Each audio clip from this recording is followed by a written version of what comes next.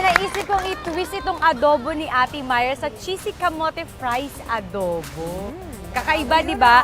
Actually, itong mga ingredients na ito, yung talagang mabibili natin sa palengke o dyan sa tabi-tabi lang. So, itong kamote, ipiprito lang natin to. Pwede kami tumulong. Tumulong sa pagkain, hindi pa ako tapos. Oo, eh. sige. Ayan. Ayan, ako panoorin niyo po mabuti para alam niyo yung gagawin sa adobo niyo, ha? Ayan, so pipirituhin lang natin yan. Ikaw ba, anong favorite mong dish? Ako talaga milig ako sa Filipino foods. Ayoko talaga ng ibang mga ano, yung mga... Hindi naman sa ano, pag nag-ibang bansa ako, minsan di ako nakakakain talaga. Hindi ka nag-e-enjoy. Hindi talaga. Yung Oo. Filipino food kasi may craving factor. Ako talaga ako din, maka-Filipino food din ako. Ano Ikaw? favorite mo lutuin? Lahat! Sinigang, kaldereta, ano ba? Ayun, sinigang, Adobo. yung masarap na niluto. Menudo. Menudo. Yan. Si Mami din daw kanina kasi nakikita. Parang galit na si Mami. Saka si Mama. Nagsasalita siya mag-isa kanina. Meron daw siyang tanong sa'yo, BFF. Ano yun? Si Ano Mami po yun, Sophie. Pag pinagluluto ba ng adobo sa dingdong, maanghang? Hindi ako naglalagay ng sili sa adobo ko. Pero sinisigurado ko marami akong bawang na ilalagay. Ayun. Oh. Mula sa Senior Citizens League ng pinagkaisahan. Ayan. So ayan, naluto na. So Valin. Dito, sige, yan. sige. Kamote. Para wala yung ano. So pag ikaw ba talagang maselan ka, talagang lahat ng kinakain mo talaga kailangan healthy. Hindi naman. Siyempre, Arty-arty ka ba? nag-enjoy pa rin ako, pero gusto ko lang yung nagkakaroon ako ng more knowledge O about sige, ano yung ano mo, pang cheat day mo? Pag sabi cheat day ko, ano yung number 1 na kakainin mo? Pizza, pasta, kanin, fried rice, bacon, kung ano. Malala ka rin naman pala. Malala, as in, malala Ako pag akong cheat day, kumain. iba talaga. Ano? Lalaki. Kaya nga cheat day, di ba? Tama. So after nyan, okay na yan, Valin. Lagay na natin dito. Ayan, lagyan lang natin ng cheese. Sa mga bata, pasok yan. Kasi cheese. Ako din, mahilig ako sa mga ganyan eh. Siyempre, after nyan, lagyan natin ng, bell pepper. Wow. Ay, ito na pala Medyo yung healthy itsura din siya, niya. no? Oo.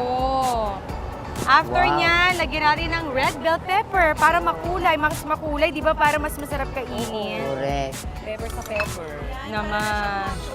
Correct. And then, naglagay tayo ng tomato. Tomato. More color. Ayan.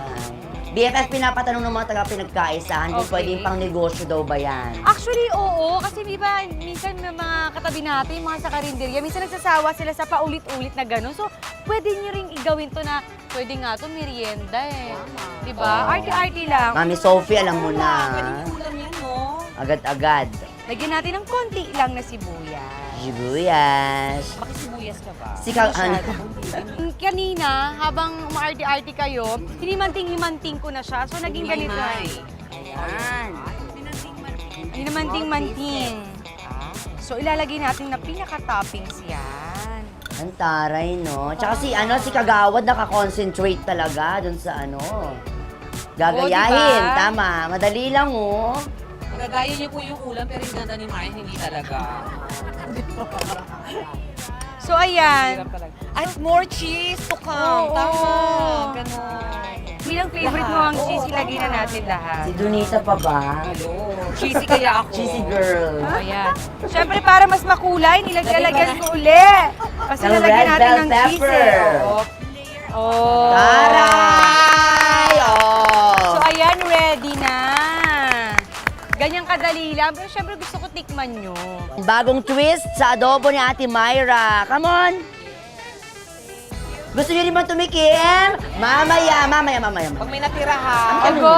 Try nyo na. Pag-iisipan pa namin, pag-mimitingan Lagyan namin ng yan. cheese. Yung adobo yung hinahanap mo, Kamote. no? Kamotin muna natin. Tsaka masarap to kainin pag barkada kayo, ganyan. Actually, pwede naman natin halu-halu para makita yung... Sarap. Oo, pagkatapos mag-zumba. Ayan, at syempre, BFF, bukod ba sa adobo, pwede nang gamitin yung ibang mga viand, mga ulam para sa ganyan? O kailangan adobo lang?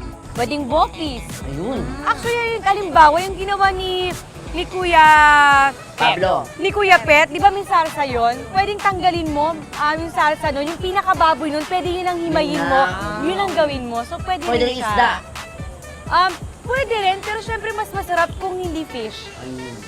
Kailangan meat. Sabi pork. tikim, hindi ubusin. Oo, mukhang nagustuhan ng ating mga guests at syempre ikaw BFF. Yeah.